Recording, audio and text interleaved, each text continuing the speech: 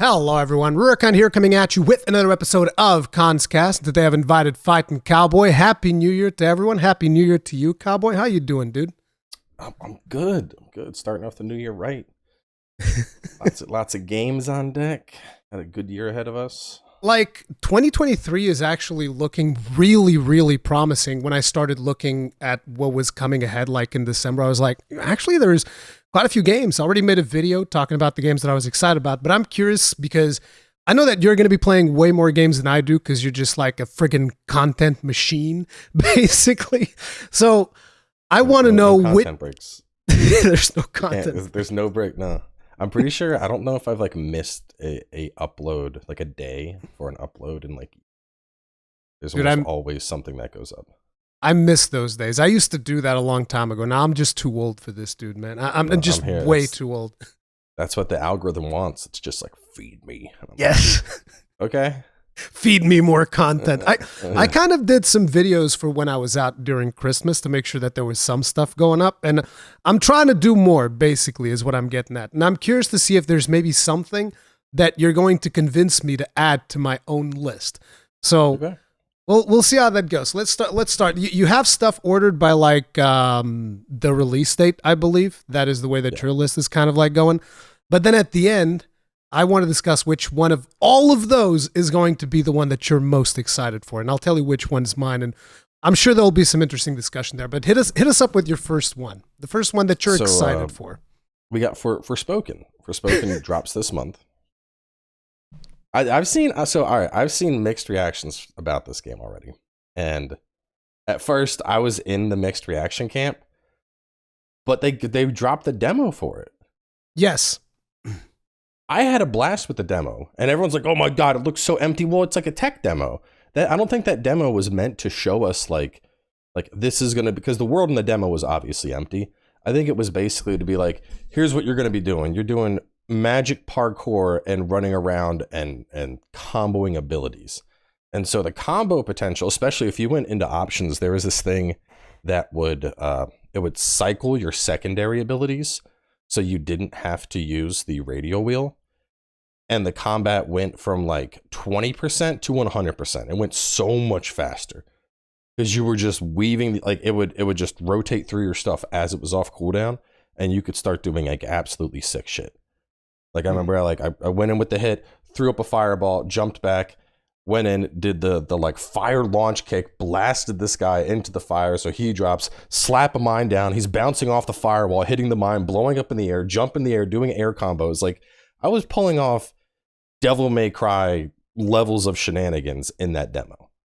So that sold me on that game.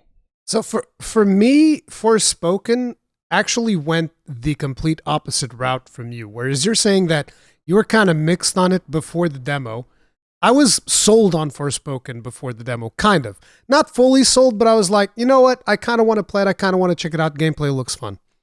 Then I did the demo and I was like, wow, I don't think this game is for me at all. That's the vibe that I got from it. And I'm not saying that it's like a terrible game or anything like that, but for starters, there was a lot of really weird things, like you get into the game and you go into the menu right at the start before you even jump into the game, and there's no difficulty selection. And I was like, okay, so there's no difficulty selection, it's whatever. So I jump into the game.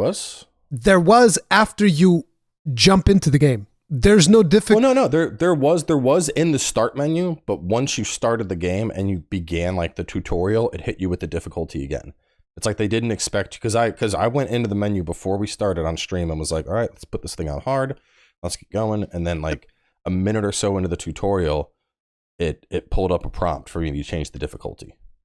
Did we play different? Like, did Europe get a different demo? This did not happen for me at all, because like maybe like I actually went through all of the options in the thing because I was looking for difficulty, and there was stuff that said like, oh, here's your stamina modifier, here's your, a bunch of modifiers for like how much damage you would take or anything like that. But there was no difficulty selection. Then I go into the game and I'm just assuming there's no difficulty, and I'm one-shotting everything because it's in easy by default. I'm gonna find it right now. Dude, and then like when I when I eventually, like, I was killing everything, and people in chat were telling me, well, yeah, you're playing an easy mode. And I'm like, well, there's no difficulty selection. But then I go into the menu inside the game, and then there was difficulty there. And then I messed around with it, and then I was like, okay, so now it's more interesting, but it still just didn't really jive with me. I don't know what it was, but I just don't feel like it's going to be up my alley. Wait, right here. This is the first minute and a half of the stream. I just went settings and boom. Yeah, but you went to the settings inside the game, right? You were in the game. Let me see. This was not like the menu from the Forspoken demo screen. Okay, I didn't click settings there. Oh, okay, I see what happened. So I went. Yeah. We started it. They were talking, and then I was like, "Oh, hang on, we need subtitles." So I paused it. But then I immediately found. I was like, "Oh, difficulty's right here. Let's bump this up to hard." Yeah, see, that's the thing, because I saw the settings before going into the game, and there was no difficulty option, and I was just like, so I played most of the game on easy, then I went to hard, and there's like a special boss at the end or something. Did you do that one? Yeah, I also did did you find the super crocodile? Yeah, that's the one. Yeah. Yeah, I did that one. I don't remember if I did that on hard or on normal. I think I bumped it down to normal because it was just like a big damage sponge. So I was like, yeah, I got it down to like 25% on hard, and then whiffed a dodge and got obliterated, and then put it down to normal, and I like perma stunned it. So I'm like, yeah, we're gonna play this on hard at launch because I'm a god if we're playing this on normal.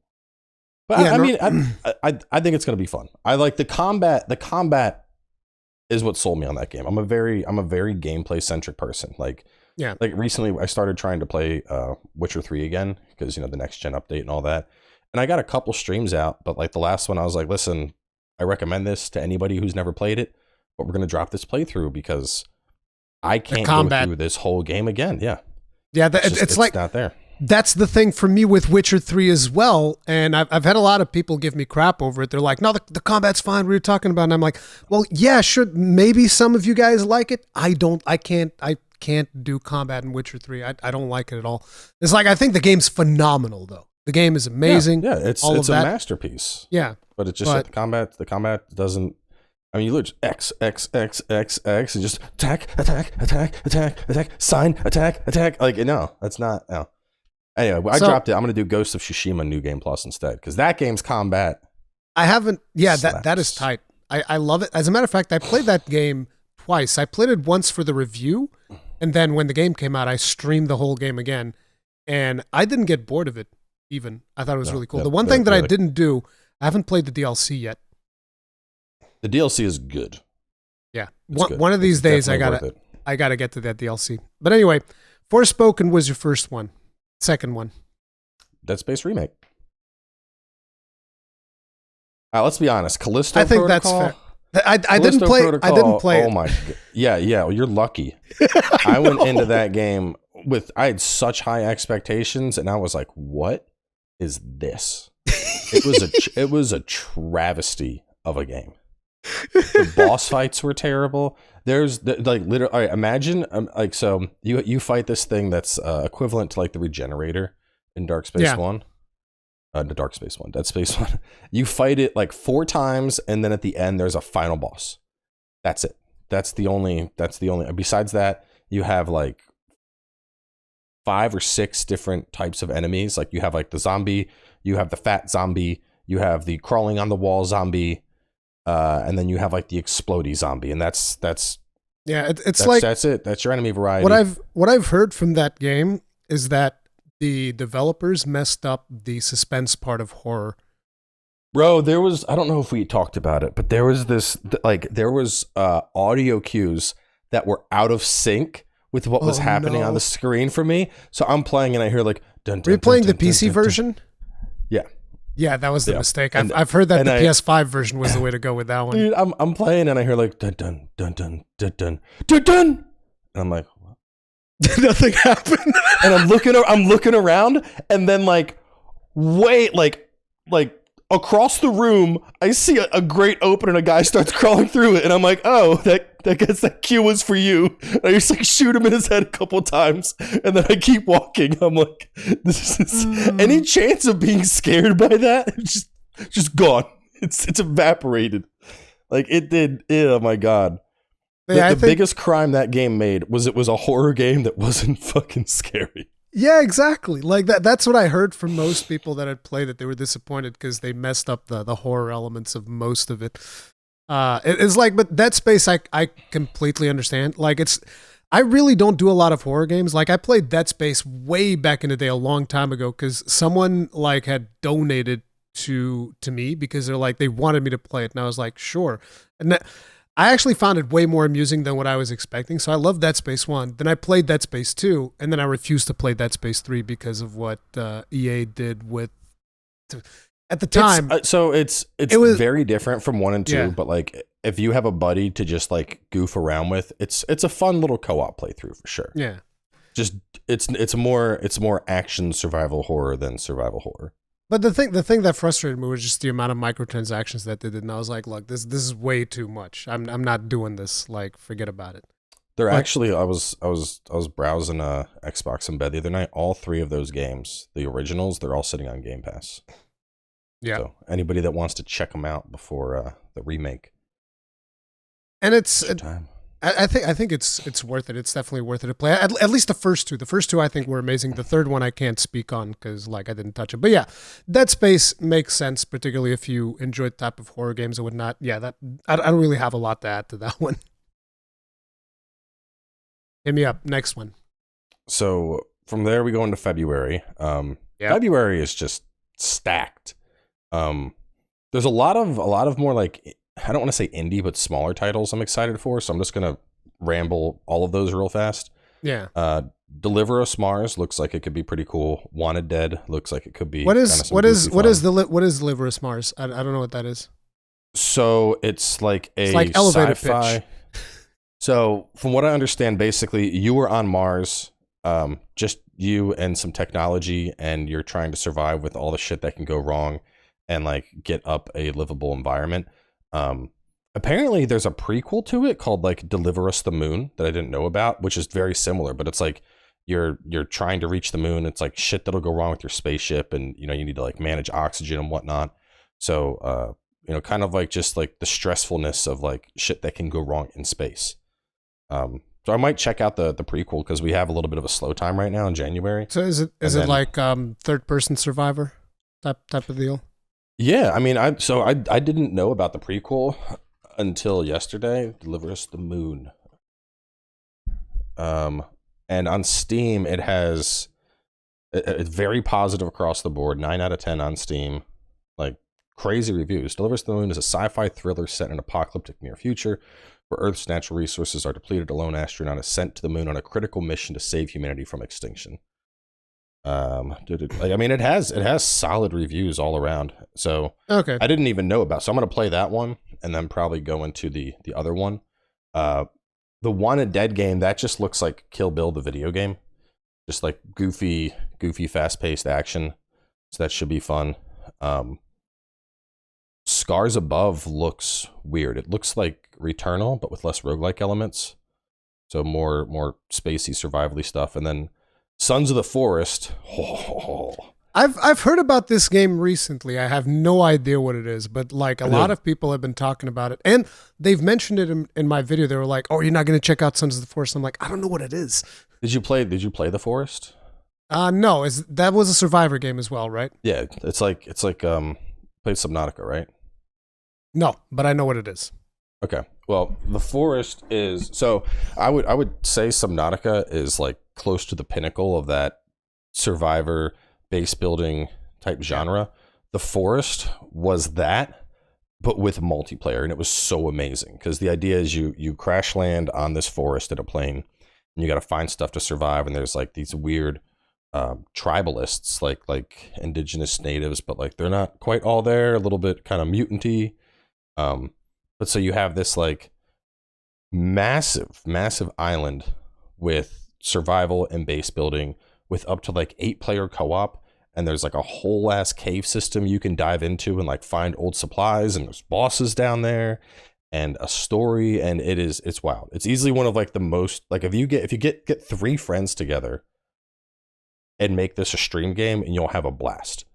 Because one of you is going to be out like collecting logs, like I'm the guy that always wants to build the house. So I was like, all right, come on, I need some help getting this stuff. And my friends are like, yeah, fuck all that. We're going down in the cave because we heard there's a chainsaw we can get down there, and we're gonna get. So I just like begrudgingly sitting there. Like we had, I remember one of the funniest things. So we made this massive bridge. Like our base was up here on a hill, and we kept coming back from like down in the valley. So what we did was we built this like giant sky bridge so that people could just run back to base because we hadn't unlocked like the zip lines and stuff. So I'm sitting there down, and I'm very meticulous about building the bases.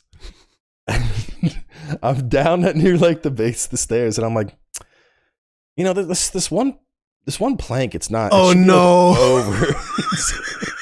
And I pull it, and it's just like Jenga. It's like, and No like, more what bridge. the fuck did you do? The whole bridge just fell. And I'm just like, we can pick it up. We can pick it up. We can fix it. We can rebuild. We have the technology. We can build it better. So it's if you like survival games, The Forest is fantastic. I'm excited to see what the sequel. So Sons of the Forest is like the sequel of that, I guess. Yeah. It's going to be a lot of fun. I bet your favorite toys as a child were probably Lego sets, right? I did Legos, but I did. Do you remember K'NEX? Yeah, the little cars from. No, I think it was called K'NEX. Let me see if that's the right name. K'NEX. I remember these cars. I don't know if they were called K'NEX or Connectables. Might have been called Connectable. No, yeah, it was K'NEX. So K'NEX, they were similar to Legos, but they were more like long and twiny. But so you could make all sorts of like you could make like roller coasters with them. You could make you could make some big stuff with them. But yeah, I loved building stuff as a kid. That checks out. And then we got all the big stuff in February. Wild Hearts. Wild Hearts. Assuming? Yeah, Wild Hearts. Fingers crossed. I have high hopes. I have really high hopes. It's like I still found it interesting that when they came up with the initial material for Wild Hearts, they mention like Dynasty Warriors, but they don't talk about Tokiden. And I was like, what are you doing? It's like Tokiden's right here. What do you mean? Well, I asked them that during the that press Discord thing they had, and I was like, is this supposed to be like a spiritual successor to Tokiden? And they're like, I think they want to do Tokiden 3 actually.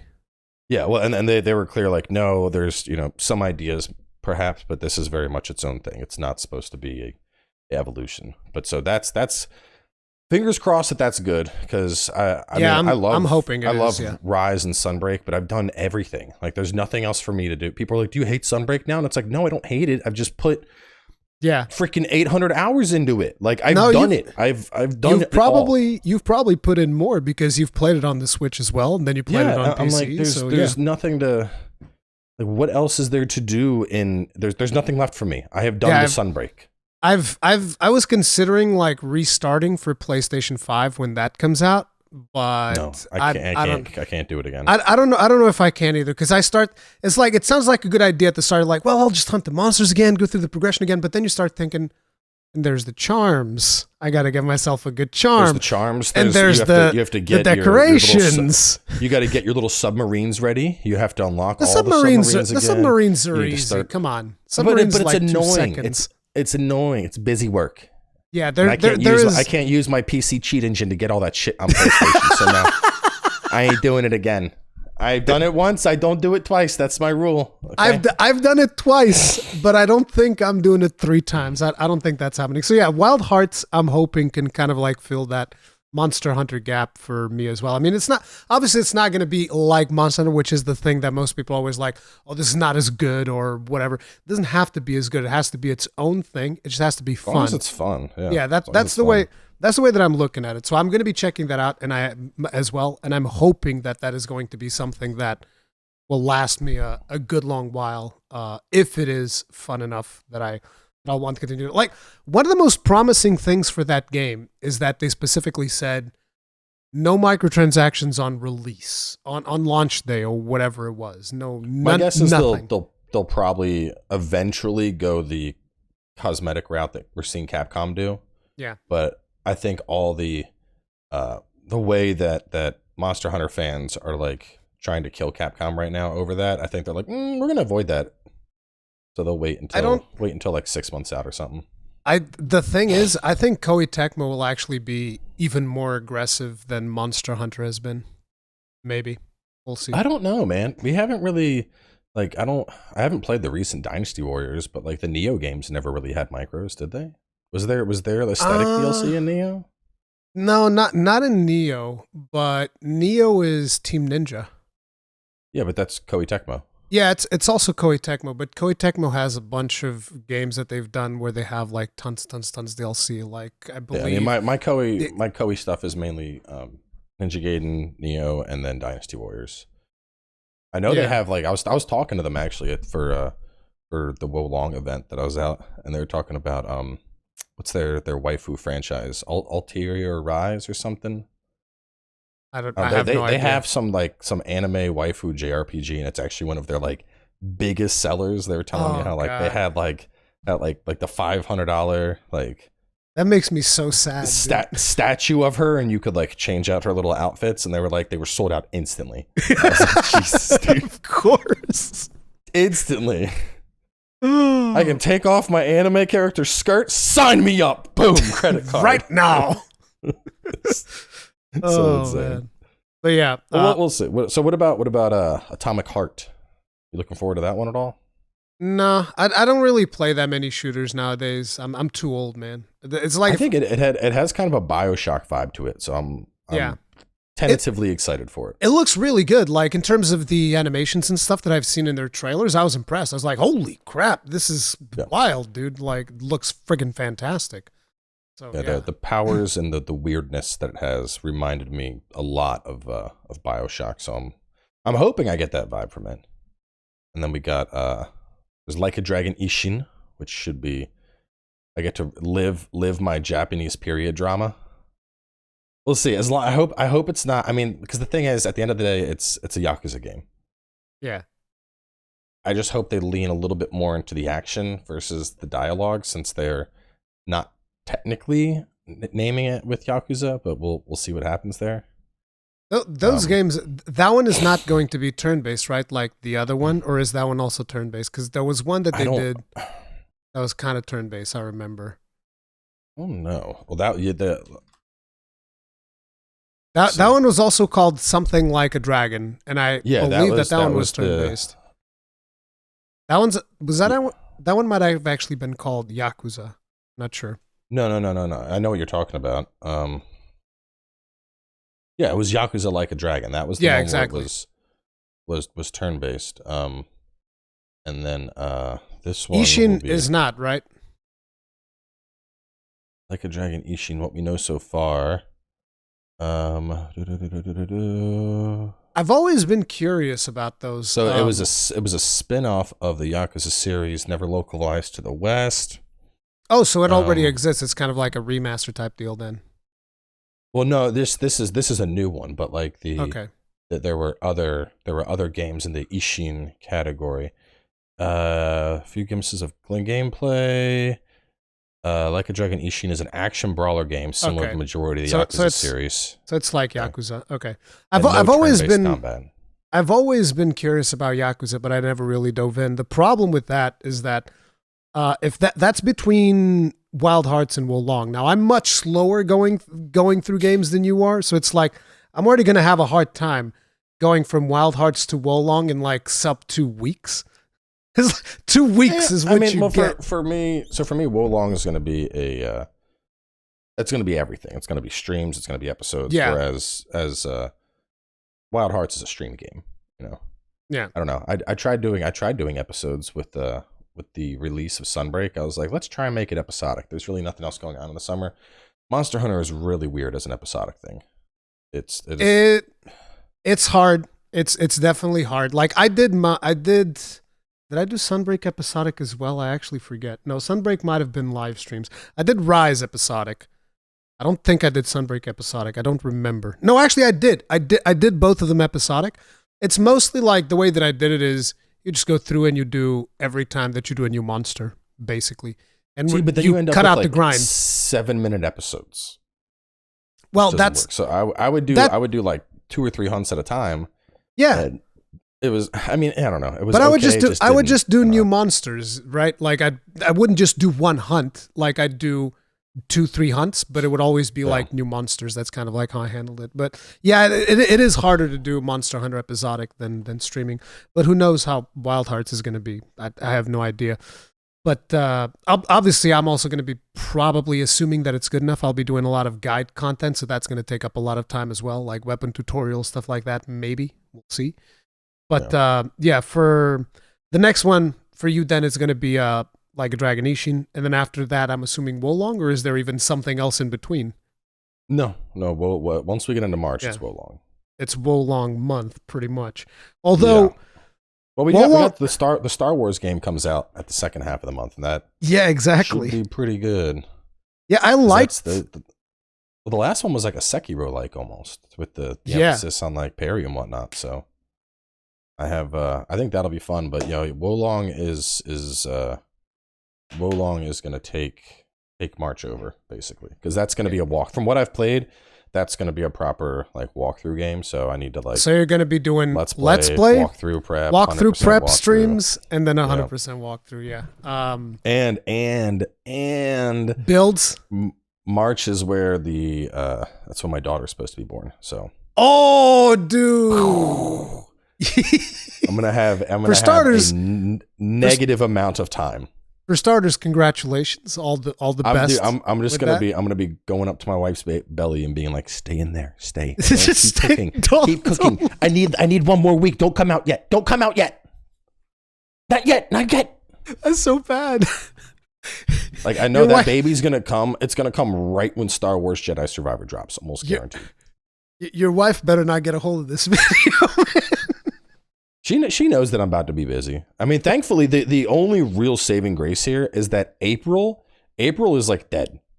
Yeah. Like in terms of games, April doesn't have what does April even have in it? But before we move to April, so basically for everybody, it's Wolong and Jedi Survivor. Both of these games are on my list. It's like so far 3 of the games that you mentioned are on my list. It's Wild Hearts, Wolong, Jedi Survivor. All of those are on my list as well. I'm excited for Wolong. Even though I was kind of like hesitant before I did the demo really convinced me that I was going to enjoy the crap out of that game. They improved it so much more too.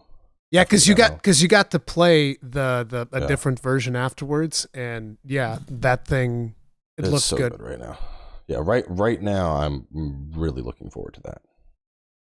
You got to put me in touch with those guys because they don't know me, man. I need to get access to that. Yeah, I can. Yeah. I've known Koei for years because I used to be a big Dynasty Warriors nerd, so I knew them like all the way back then. Oh, interesting. So it's been a long relationship with Koei. So Wolong, then Jedi Survivor. For those of you that don't know, Jedi Survivor, the previous one. What was the name of the previous one? I forget. Fallen Order, Jedi Fallen Order. Yeah. That one was amazing. I really liked it. As a matter of fact, I streamed the whole thing at a time where I wasn't even doing Let's Plays. That's how much I liked it, that I streamed the whole thing in the main channel. It was very surprising. I would argue easily the best Star Wars game in a long, long time. Very much. Which again, it was one thing that I wasn't expecting, especially considering the way that particular franchise was going, which I didn't like the sequels at all. Like there's a lot of bad stuff happening in Star Wars. So I was like, this was actually a cool Star Wars story in a cool Star Wars gameplay game. This is rare. Like this doesn't happen anymore. Yeah, I was super immersed into that. In the Star Wars universe. Yeah, so that is something that I'm super excited about as well. Are you doing RE4 at the end of the month? No, I've never really been into it. Like I said, I'm not that into horror games. Although 4 is the one that I've always heard from people that it's kind of like it's a special one. So I don't know. The last Resident Evil, I've never played 4, so I have to play it. I've never played 4 before, so I'm like, let's see what we got. The last Resident Evil that I played was because a lot of people asked me to play 7 because I had a PlayStation VR.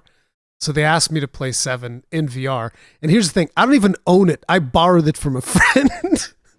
And I played through it in VR and I was like, yeah, that was a thing. The first game has some very intense sequences for VR. Yes, it does. I can assure you. The shit's intense just playing first person, let alone it being like Yeah, no, I don't know if I could do that in VR. So you didn't play it in VR, dude? You missed no, out. no. It was really good. It was a really good experience. No, I did not. Yeah, Resident Evil's not really on my radar. I mean, I might do something between Jedi Survivor because I have literally nothing in April, nothing at all. Yeah, April. I'm gonna play the Forbidden West DLC. Oh yeah, right. That's coming out. And then the end of the month is Dead Island 2, which I think that'll be probably a stream thing with buddies. Just mess around, have fun. Yeah. May, that does seem to be like the best thing. We got Tears of the Kingdom. One of the biggest hits of the year. Come on, Tears of the Kingdom. Tears of the Kingdom. And then Suicide Squad, which I'm not sure on that yet. I mean, after Gotham Knights, I'm kind of like, Did you play Gotham Knights? Studio. I did. I guess you didn't like it.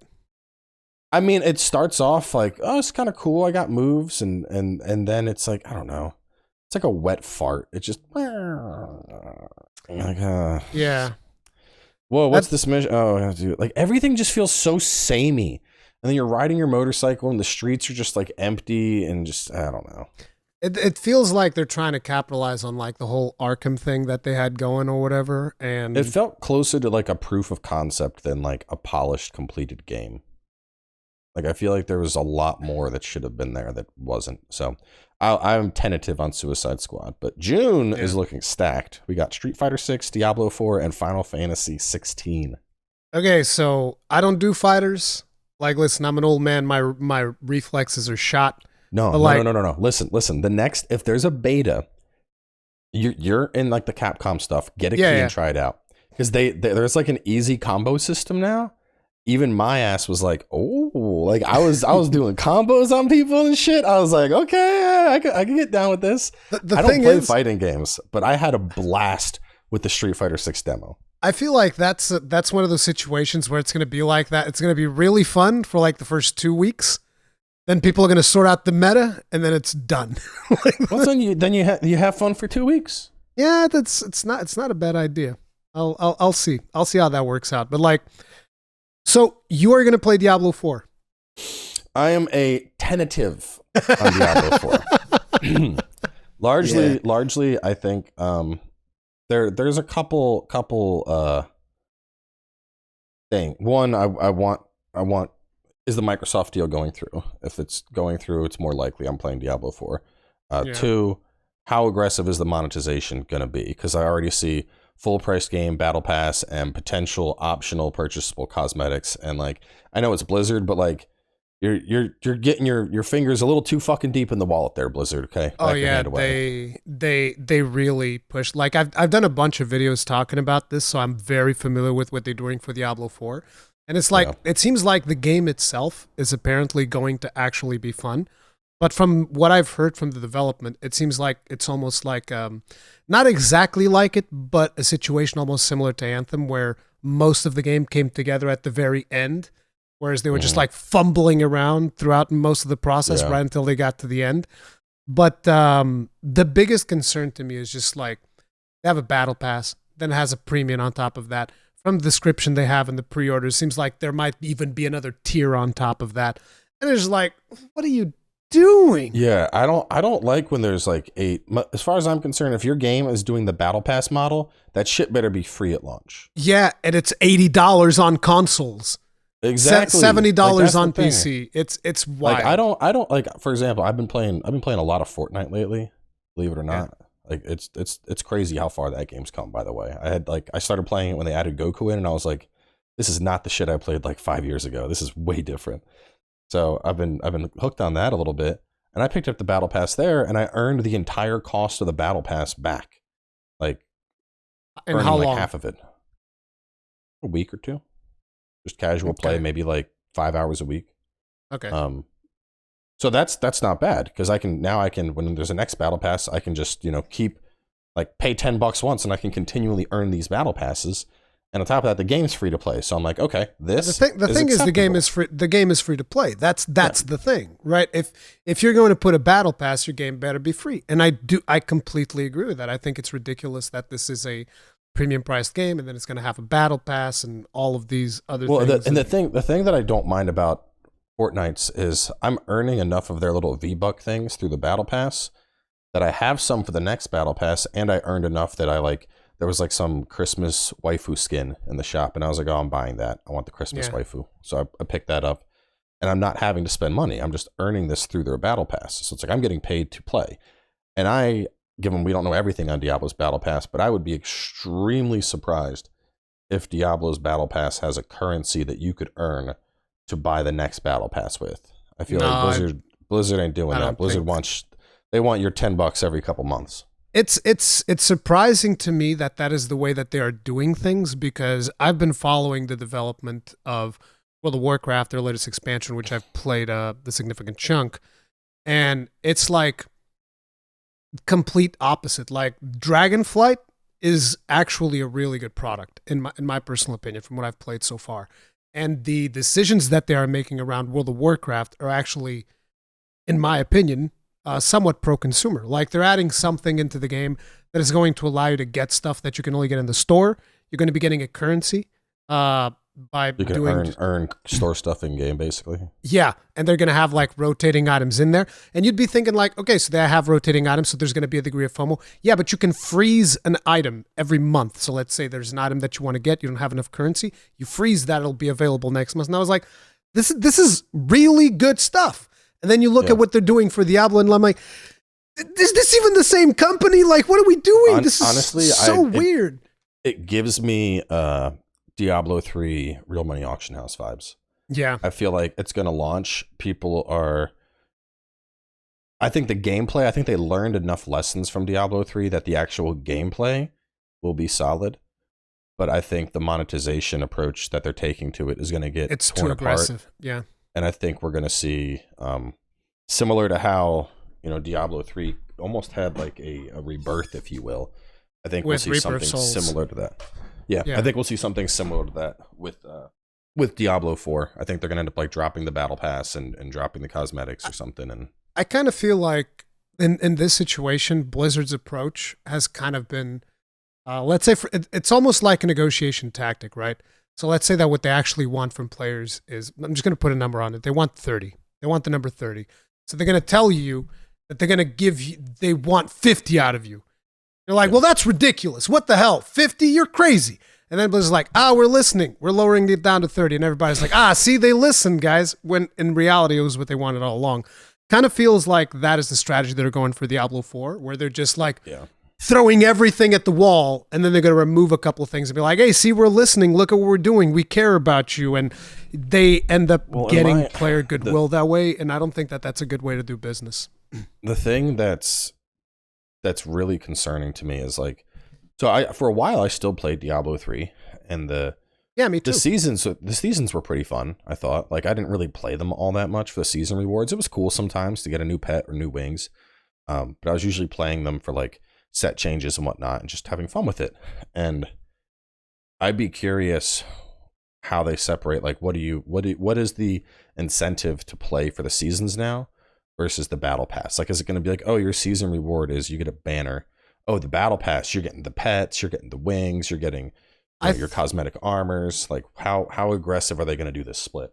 I think it's actually kind of weird, because apparently there were two teams working on something, and this is hilarious because I reported on this when they were talking about the season's journey and the battle pass, which is kind of like what you're describing. There's a season's journey and there's a battle pass, and the interesting thing about that is that those things were being developed by two different teams, and it turns out that they were pretty much the same features, so they just cut one of them.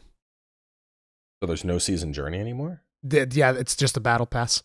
I think at least that's like, I think that's the last thing I heard. I could be mixing things up, but I do remember seeing a report where they were talking about, there were two departments working on these two different things, season journey and battle pass, and they were pretty much the same thing. And it's funny because when they initially talked about it, I made a video where I said, this is the same thing. Like, what are you doing? Yeah. Like, this doesn't make sense. And people were like, oh no, you're crazy. And I'm like, no, it is the same thing. And it turns out it actually was, and they're cutting it. So yeah. See, this is one of the reasons I really want to see the Microsoft acquisition go through. I feel like Blizzard, it's such a shit show, and They need Daddy Microsoft to just come in and Phil fucking, Spencer is gonna spank Bobby Kotick. yeah, that's what needs to happen. Well, it's also there's a certain amount of stability that I think comes with Microsoft. You know, you have Yeah. Daddy Microsoft's bucks. And what's weird is like there's this argument like, well, Microsoft hasn't done anything with their acquisitions yet. Did you play Grounded? No, I haven't, but I heard it's really good. I had a phenomenal time with Grounded, and that came from Obsidian, which you wouldn't expect. You hear, Those you hear are the guys who did Obsidian. like South Park, right? And not just that. Obsidian, They do a bunch of- Obsidian did like I think they also the did original South Park. Fallout. And they did- I don't know. I know they did the original. So let's see. So, let's see what Obsidian did. I forget what they've done. Obsidian. Let's see. All right. So they did. I didn't know they also did Knights of the Old. They did the Outer Worlds, obviously. Pillars of Eternity and right. Deadfire. Dude, The Outer Worlds was awesome. I love that. I'm probably confusing Obsidian with somebody else then. Games. Obsidian Entertainment. Outer Worlds, Avowed, Pentient, Grounded, Deadfire, Tyranny, Pathfinder Adventures, Oh, Pillars they of do Eternity. Pathfinder. Damn. They- And Pillars they of did- Eternity. South Park Stick of Truth. They did New Yeah, Vegas. I knew they'd done it. They did KOTOR 2 Sith Lords. They did Neverwinter Nights 2. But so these are like big RPG lineups, and Grounded is not in their wheelhouse. It's I had completely a- different, yeah. I had a blast with that. And I think if it wasn't for the fact that they were under Microsoft's umbrella and Microsoft basically said, "Hey, you want to try something new? Go on, for it. Make a fun game. Make a Yeah. fun game." And that's what I think we need, that kind of net for Blizzard to for them to finally break out of like DLC microtransaction slave labor. Like, get back to the Blizzard we used to love. Yeah, I agree. I'm hoping that acquisition does go through. And I think that most of the organizations that are kind of like against it, they're just looking to get their palms greased. That's the way that I look at it. You just want Probably. you just want a piece of the pie. You just want a piece of the pie. That's what you want. Like whatever. Well, the But thing anyway- that gets me is PlayStation is so like, it's gonna be, they're gonna take Call of Duty away from us, and it's like they've already like signed a 10-year deal saying, here, Nintendo, you can have it for 10 years. Sure, here, Steam, you can have it for 10 years. And Steam's like, we don't even need to sign it. Like, why would you take games away from our platform? We earn you money. And they're like, yeah, but apparently we're big liars, so we just want you to know that you can have it if you don't believe us. And then PlayStation is like I love PlayStation, but like, just Yeah, I've spoken. stop fighting it. I Let it think happen. the biggest thing that annoys me is that everybody's so upset about Call of Duty. I'm like, I don't give a damn about Call of Duty, I don't care bro. about Call I of Duty don't either. care at all. Well, the thing that's so weird to me is like Xbox wouldn't remove Call of Duty from PlayStation to begin with. It's such an easy moneymaker. Yeah. Like, why would you? Why no? You know. Anyway, Diablo 4. So you're tentative on that one. I am like 99% sure that I will play that. 99% sure. Even if just to see how bad it is monetized and to report on it, because that's kind of like what I did for Dragonflight as well, even though in Dragonflight worked out. But I also played Diablo Immortal. Did you play Diablo Immortal? I did not. Good job. That game is ass.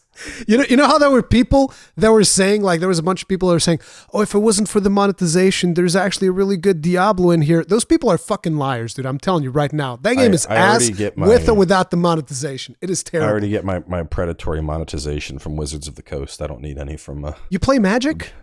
Oh yeah. Oh, no. I'm so sorry. I haven't for a while, but for the new Phyrexia set that's coming out, I know I'm going to get back into it, and I'm just like, Oh, no. I feel bad for you, dude. I'm sorry. the set's about to gobble up $200 on like a single stream, and then the next stream probably 100 more. The game just it's an ATM machine. Anyway, Yeah, it is. but we haven't talked about what I think is going to be the fattest release of the year: Final Fantasy 16. Because it is. It 100% is, dude. God. It Oh 100. my Dude, God. let me tell you now. Everything I've seen of that game, I'm like, oh, Dude. looks so good.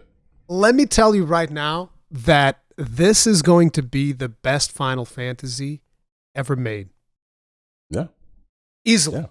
Like it's Well, not even you like got you got the the 14 team writing the story. Exactly. I mean, God, dude, when I played Shadowbringers, I was like, it doesn't get better from here. And then I played Endwalker and was like, oh my God, it somehow got better. So to know they are the ones they are single-handedly carrying Square Enix on their back right now. Yoshi P is just like, man, I got this back pain. Must be from carrying all this goddamn dead weight in this friggin' company, dude. Goddamn. It is ridiculous.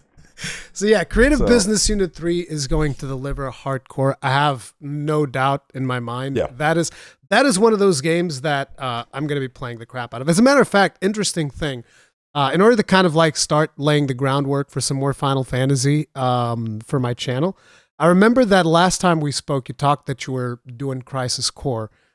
And I was at a retail store at one point because I took my kids to the mall because there was like an ice skating ring, whatever.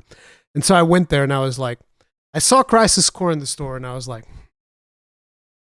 the hell with it. I bought it retail, dude. I bought that thing retail. Okay. Because we spoke and you're like, oh, I've been playing this thing. We didn't even talk that much about it, but I was like, you know what? I'll give it a shot. I love that game. That game's amazing. Really? I adored it, dude.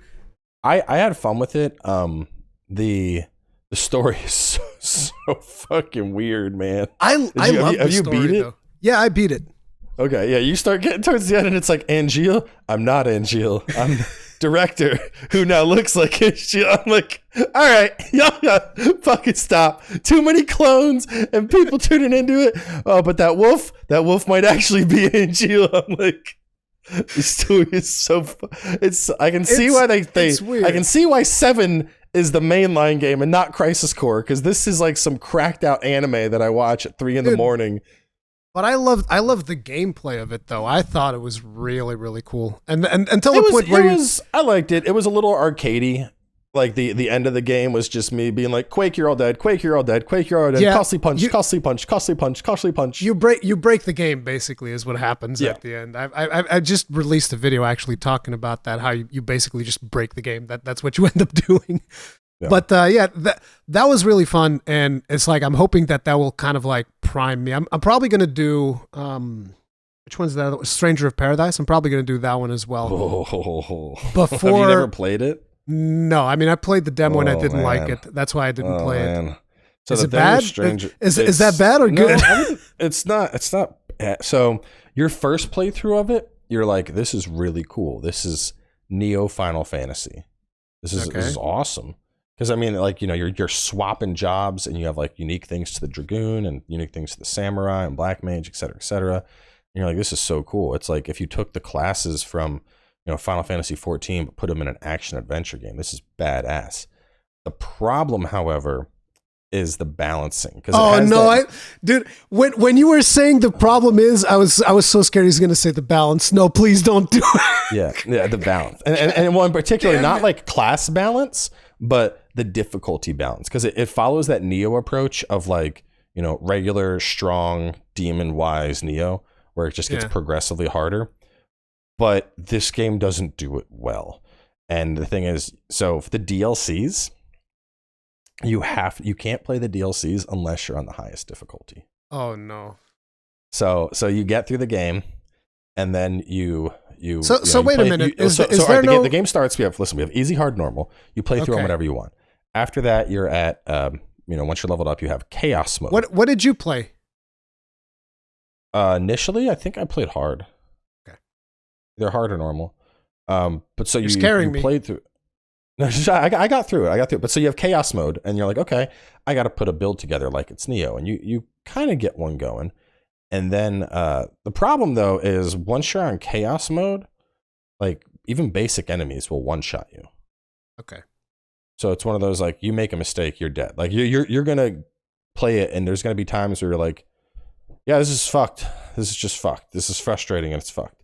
But so you have chaos mode, and then with Bahamut, you have the Bahamut difficulty, which you have to play on Bahamut difficulty to do the Bahamut content. And then you have Wanderer, which you have a new difficulty there that you got to play on to do that content.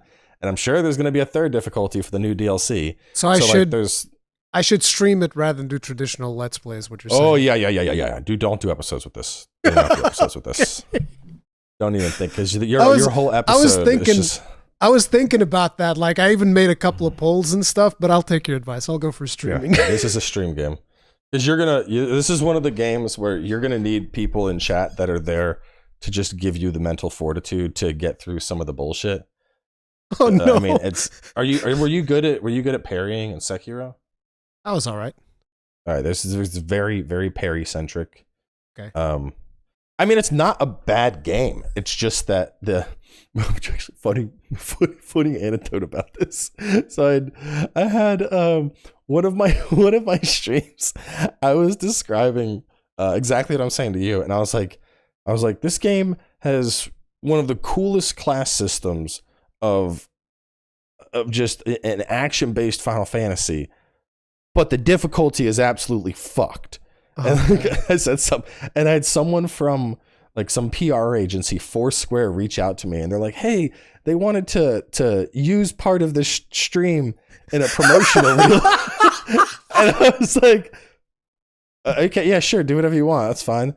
And then so I see the promo meal, and it's like there's like a Stranger of Paradise, like, what do the streamers have to say? And it's me being like, this game has one of the coolest Final Fantasy class systems I've ever seen. And then it cuts away right before I'm like, but the difficulty is fucked. That part didn't make it in. But the other part, they were like, that's good promo right there. That's some good shit.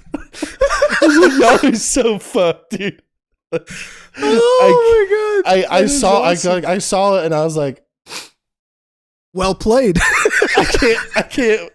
Well, because when they were like they wanted to get this clip from here at like 2:03, and I look at it and I'm like, okay, sure, yeah, take it. I didn't think they.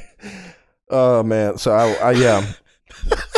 I mean, it honestly upsets me though, because there really is like a super cool game to be had there if they just did like. If they took the incoming damage across the board and just squashed it all down, it would be super fun. But it's so did you play Neo up to the hardest difficulty? The first one I think I did. The second one I don't think I did. You know how like towards the end of it you basically have to have like a quick change scroll to play Neo? Yeah. That thing where it's like, yeah. It's like I was at that point already, yeah. I always had quick change. Well, so part of the game is you have a dual class system. You can quickly swap between jobs. So you could be like a black mage doing shit and then swap into a dark knight and start doing shit. Just single button press. Is there a gunblade class, by the way? Just out of curiosity. There is not a gunblade class. Oh. But there's a lot of there's a really good class variety. Yeah. Part of the problem is that the end game, the ninja class has something that's similar to a quick change scroll. So you'll want to have a ninja. Yeah, towards the end of the game, your secondary class almost has to be ninja for you to survive, because you have to have that scroll that lets you take 3 hits without being staggered or anything. But without that, I mean, God, like there is late game bosses, one hit you're dead. Yeah, and like this is with like a fully optimized build. You know, I mean, you can block stuff and you can parry stuff, but it's one of those like, oh, you fuck up, you're dead. Yeah, and I'm like, dude, not even Neo wasn't even this brutal. See, that's one of the things that kind of frustrates me about difficulty in some of these recent games. Like even with God of War, like the hardest difficulty, I was like, you know, is this really what we're going for? Like everything just one shots you. God of War doesn't actually feel like he's the God of War. He feels like a wimp. Gets like so Stranger of Paradise. It's gonna feel like Give Me God of War for like the first 10 hours where you're just some scrub bitch that doesn't have gear and you can't do anything. Yeah. It's going to feel like that. Yeah. Okay. But anyways, 16, I have no doubt it's going to be amazing. I'm super pumped up for it, which is why I'm kind of like prepping more Final Fantasy content into the channel to feed the algorithm. Like you said, oh, please, Mr. Algorithm, just a pittance, like you said last time. But what else you got going in June, if anything? Because like this is where I have a cutoff. I don't have any more dates for the next couple of games. And a lot of stuff just hasn't really been announced past that. Yeah, it hasn't been announced past that. So, yeah. I mean, we know Spider-Man 2 is coming. That's probably going to be sick. We know Starfield's coming. I am tentatively excited for that. I'm more of a fantasy guy versus a space guy. But when they showed you like building your own spaceship and building a base, I was like, I can just do that for hours. Yeah, I think there's potential to Starfield. It's just I don't have a lot of faith in Bethesda to deliver. Oh, That's the problem. Redfall. Redfall looks like it'll be a fun stream game with friends. Redfall the is like a 4-player thing, right? I saw that. Yeah, that new Yeah. Arcane Studios going around fighting vampires. I'm big on like co-op stream games like that. Yeah. I looked at the footage and I was like, this doesn't seem like it's gonna be my kind of thing. I'm more gonna be more about like single player with some light co-op, if anything, than necessarily. And what again, the footage that I've seen just didn't really do it for me. So Well, we don't have a date, but obviously Armored Core 6. Armored Core 6, yeah, made a whole episode about it. And then I'm baffled it hasn't come yet, but I would assume Elden Ring DLC. I don't know why they haven't had it yet, to be honest. I feel like, I mean, it's the most profitable game From has ever made. For them to not do DLC feels like a misstep, but Sekiro won Game of the Year for them, and that never got DLC either. So I don't know anymore. Yeah, I don't know. Everybody seems to believe that there is going to be Elden Ring DLC. To me, the way that I look at that is if it shows up, it'll be a nice surprise. I'm not expecting there to be it, because if you're expecting something really hard as people are expecting for Elden Ring DLC, like if it doesn't come, you're going to be very disappointed. Whereas with me, it's like, hey, if it comes, it's a nice surprise. If it doesn't come, I love the game anyway, so it's whatever.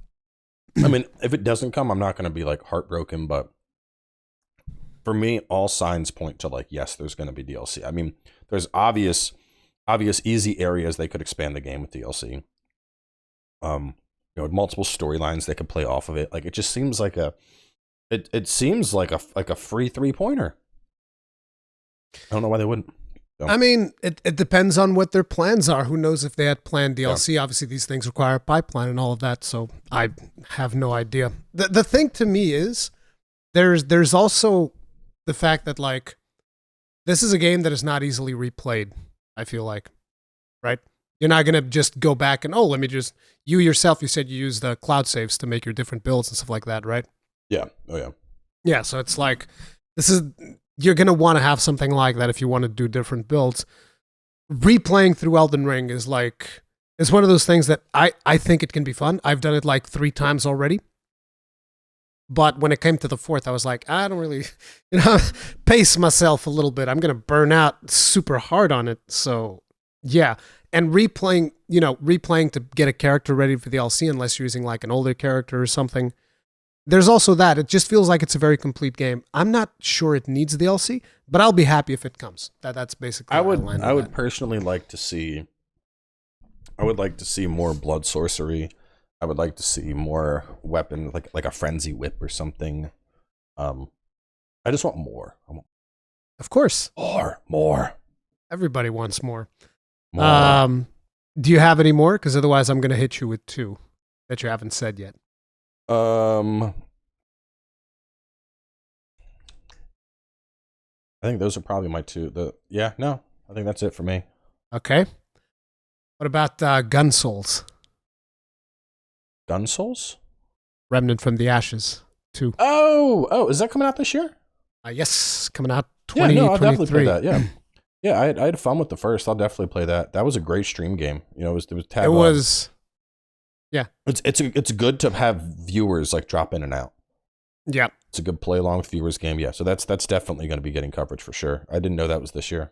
Yeah, that's this year, and that is something that I'm very interested. Like, one of the things that really bothered me about this is that I played the original on PS4, and the DLC that they did was terrible on PS4. They messed it up terribly. It was really, really bad. Ooh, no. Like to the point where, you know how sometimes you complain about, there's just a couple of dropped frames here or there. No.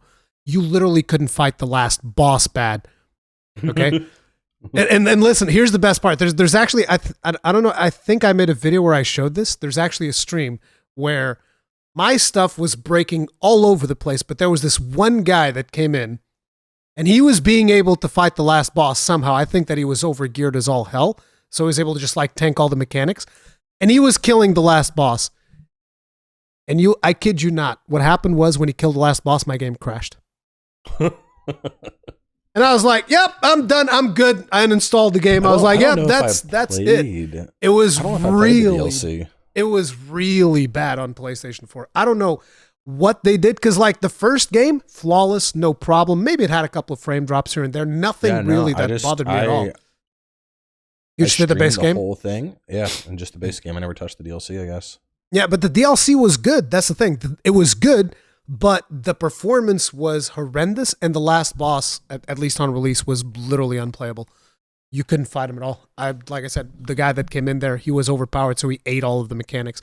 Like, it was to the point where the boss mechanics wouldn't render, so you wouldn't know what to dodge. So it's like, well, how can I can't even see what I'm supposed to dodge. This is ridiculous. I mean, it's been a hot minute, so I'd assume this new one will be. Yeah. And not to mention that now I want to play this like on PS5, so I expect the hardware problems not to really be a thing. But I'm still super excited for it because I really, really enjoyed the first one. And then the other one is Death Stranding 2. Did you not like the first Death Stranding? Death Stranding. Oh, I never played it. What? Never played it. You play everything. You didn't play Death Stranding? Well, so part of it, when it first came out at launch, I looked at it and I was like, I don't know if this is really going to be for me.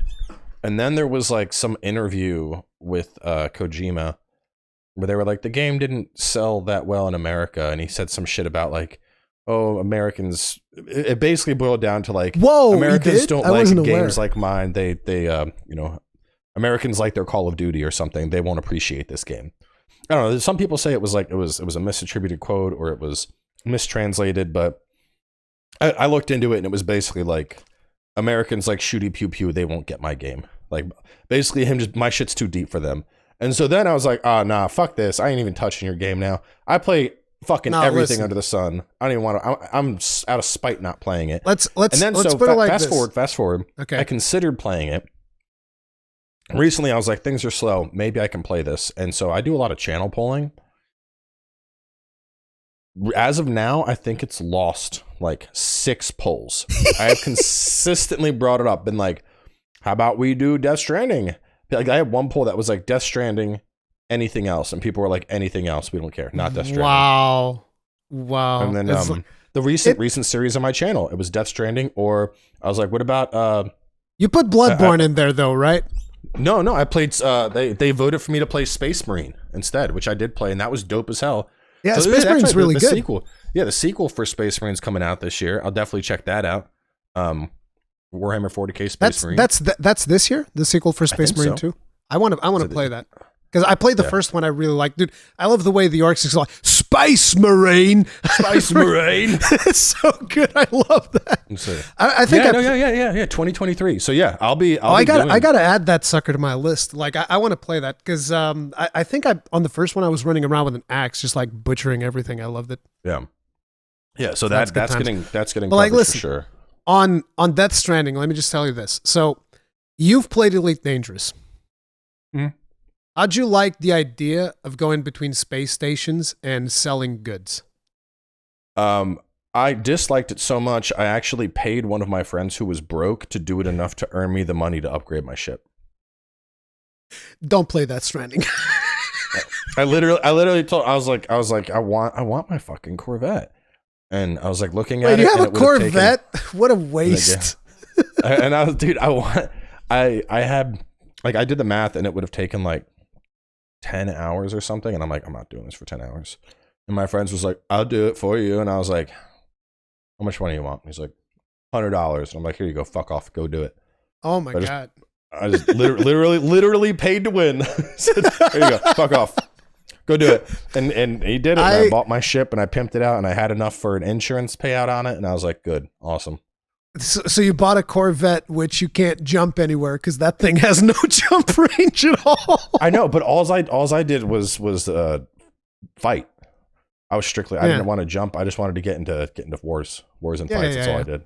I get it. I bought the other faction's ship. I bought I forget the name of it. The big white ship. What's the name? Is it the Cutter? One of them's the Clipper, the other one's the Cutter. I think it was the Cutter. The Clipper was the fast one. The Clipper was the fast one. The Cutter is the big one. So I bought a Cutter and I put like a billion credits into it or whatever. Like it was super decked out, ready to just do whatever the hell I wanted with it. But I would rarely use it because flying that thing was annoying as hell. It took forever. It was actually funny because I would actually put a pilot to fly the ship and I would fly one of the little fighters. So I just have like an NPC flying the big expensive ship. I remember for a while, I was so big on Elite Dangerous. I had the full, like the throttle and stick combo I used to play. And I have that as well. I love that. It's fun. It's just. Yeah.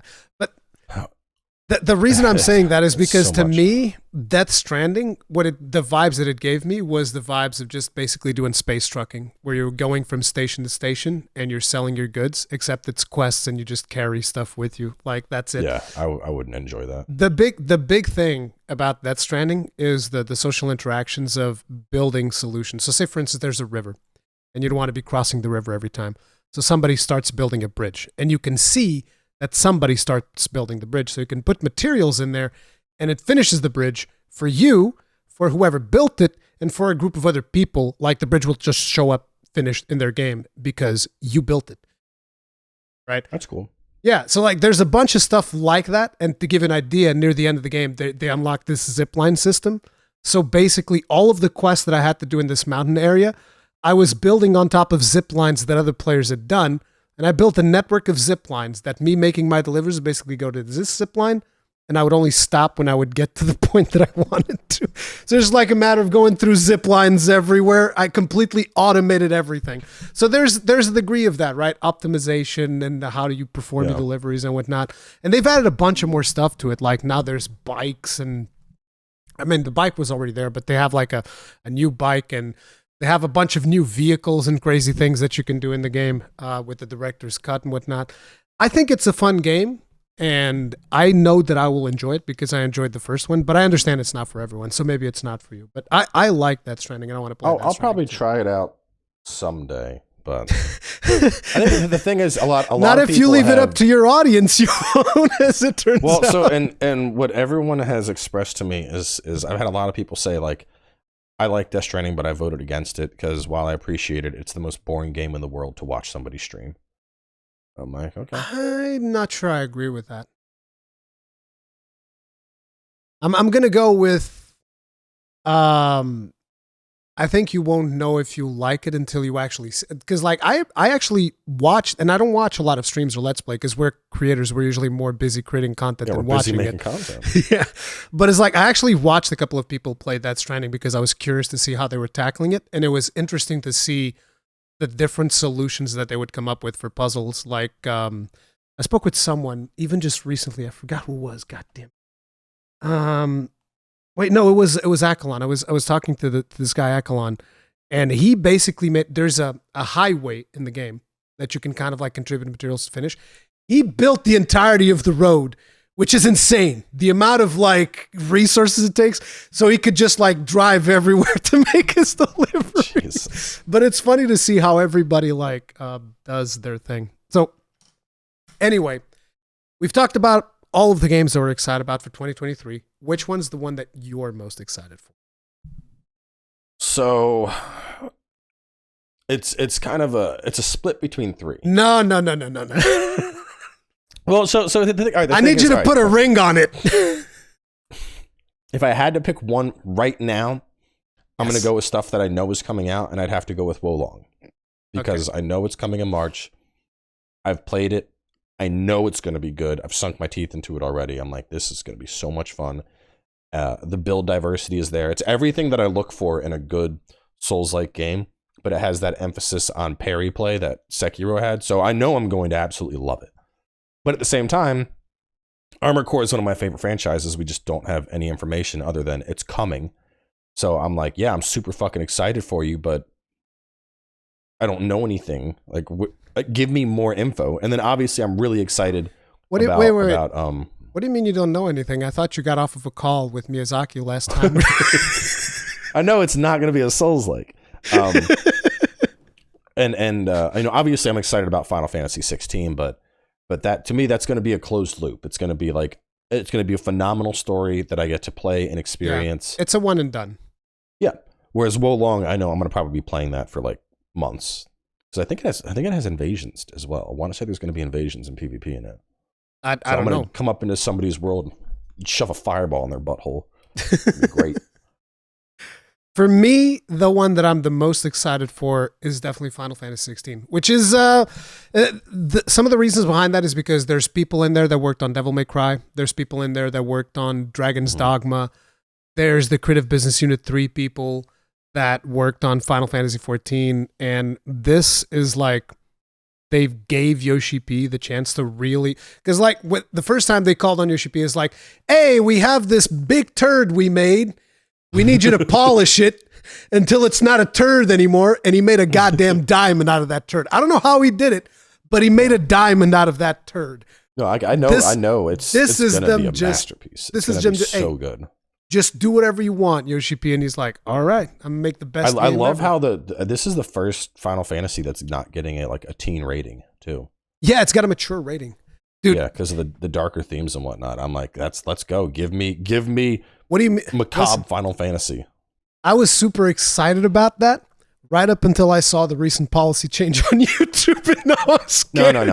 I am that policy, so scared. Dude, that policy change has done nothing. In fact, it's the opposite.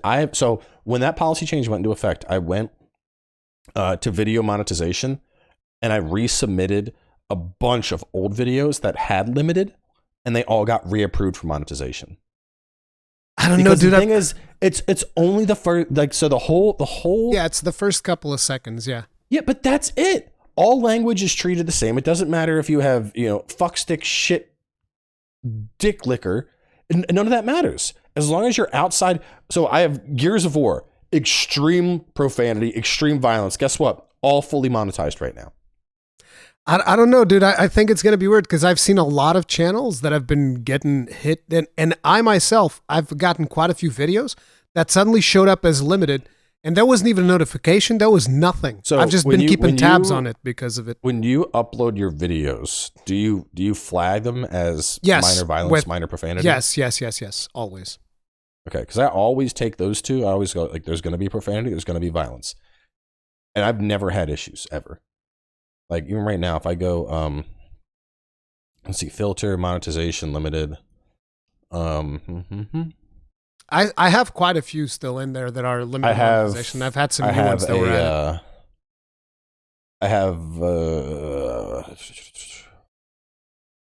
I have 53 videos total that are limited monetization out of, like, the pool I have of, like, 6,000 or something. And I play almost everything. Like, some of these I haven't bothered. Yeah, because they're probably old. Some of them are old. Yeah, like I have one that I talked something that happens in Detroit Become Human or whatever. Dude, that video has been under review for the last 10 years. It's funny because, like, if I go there now, they're like, "Oh yeah, we're reviewing your request," and I'm like, "I'm sure you are." For the last 10 years. Honestly, probably one of the most limited franchises I have is The Witcher 3, just because there's such an insane amount of nudity in that game. Yeah, it's just straight up like fucking ball sloppy fucking, and I'm like, yeah, well, this isn't getting through. that's not getting through. Sometimes you just have stuff that doesn't get through. But yeah, guys, those are the games of 2023 that we're excited for. Was there something in here that you weren't aware of? Was there something here that you feel like we are missing? I'll be checking the comment section. Oh, people! I can already say people are going to bring up Hogwarts. We don't about care. it. I don't care about Hogwarts at all. I don't care about. Dude, listen. My wife. I'm not. Massive Harry Potter fan. I had to watch all the Harry Potter movies. I didn't like a single one. I didn't hate them. Dude, I just don't care for it. I don't care for it at all. I had an ex back when I went to school in Florida that was obsessed, and I used to get fucking dragged to, like, the Wizarding World.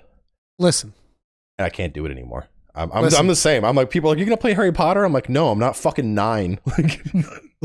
It's not about the age. I don't think it's an age thing. Like, you either like it or you don't like it. I don't think. I just think it's a boring. I think it's a boring Magic franchise. And I'm just saying. Give me cool fucking Lord of the Rings magic. Yeah.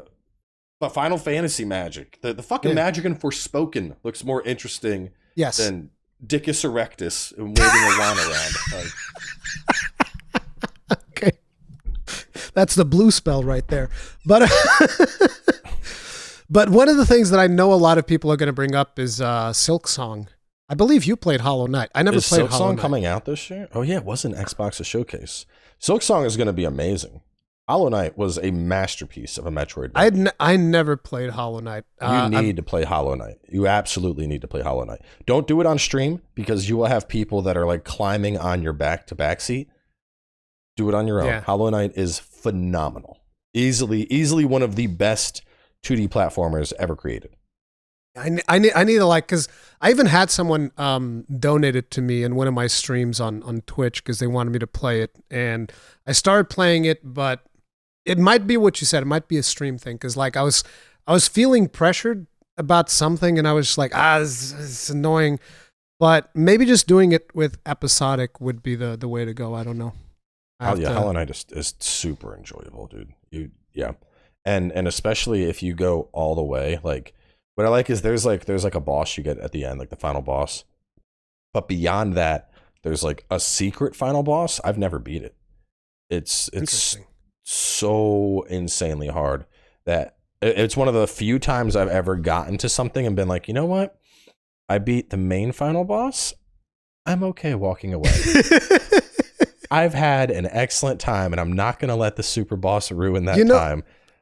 You know, was the last game I did that for? It was Crisis Core. Did you beat Minerva? No. Oh no. I fought her like 3 times and kept getting one shot and was like, "Yep, it's been good. I'm done." I made the build that I made a build that allows you to not get one shot, and then I realized I had all the fucking Genji gear and shit, and I was like, "No." Maxed out stats. The problem, the thing you want to know what really broke me on Minerva is the fact that she has an attack that removes Phoenix down. I was like, no. That ain't right. Yeah, sometimes there's bosses that are just it's not worth it. Yeah, it's not worth it. It's not. I don't need to kill you that badly. I actually took that approach with it was Fatalis. The first time that I fought Fatalis, I was like, I'm not sure if I'm going to be able to kill him. Oh, I did. It took me. And I streamed the whole thing. I think it was like 36 hours. Let me see if it's on. Was it on YouTube? Did you stream 36 hours? No, it's like separately. You didn't stream 36 hours in one go. Not straight, but it was like I had the first stream I went like 15 hours, and then it was like another 15 hours, and then I finally got the kill.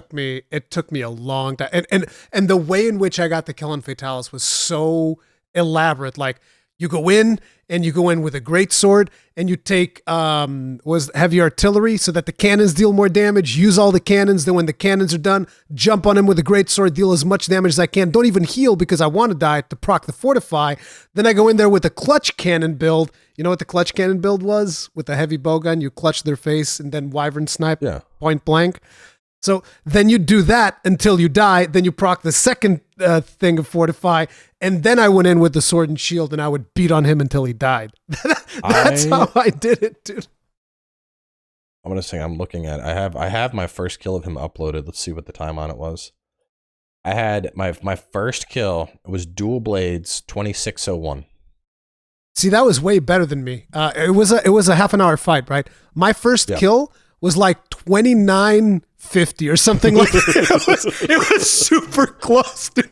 It was at the end. I was just like, I was spamming the circle attack on Sword and Shield. I was like, just die, just let go, head towards the light. It was so good, dude. But yeah, that was one of those bosses that I made a video. He's the hardest boss I think I've ever overcome. Really? It was Fatalis. I mean, can you think of a boss you spent more time on than Fatalis? I didn't spend as much time on fucking Gna or Valkyrie Queen or Midir. Like, there was nothing that I have spent more time attempting than Fatalis. I don't know. I mean, the thing is, I play MMOs. So like, I've been progging for months on current Savage tier 14. So that's not just you. That's like that's you and a bunch of other people. And you know the rule of MMOs. It's never my fault. It's the rest of these fucking idiots in my raid. Yeah, exactly. that's the golden rule of an MMO. Except, unfortunately, it's not true because I'm too old, dude. I kind of think I need to cut out my MMO stuff because I'm way too old to play on that level. I feel it because with 14 in particular, it's like you have to memorize a puzzle that is going to be playing out for 10 minutes, and you have to know every step of the puzzle and every variation possible of the puzzle, and you need to execute it flawlessly based on what happens. One person makes one mistake, everybody dies instantly. Yeah. See, I never did. I always kept my 14 play casual, and Yeah, I think I that's love smart. it. I've Yep. enjoyed all my time in 14. I never tried doing savage stuff, but that's okay. I had fun doing what I did. Anyway, those are games from 2023, everybody. Let us know what you thought about it. If you enjoyed this video, hit the like button, subscribe, bell notification icon, all that stuff. There's going to be links to Cowboy's channel. And make sure to check him out. He's going to be pumping out so much content. It's going to be wild because this year is full of fantastic games. We'll see you guys. Make sure you hold Ruri to his Hollow Knight playthrough. Force him to do it. Fair enough. Thank you very much. We'll see you in the next one. Stay strong, stay safe. Peace out.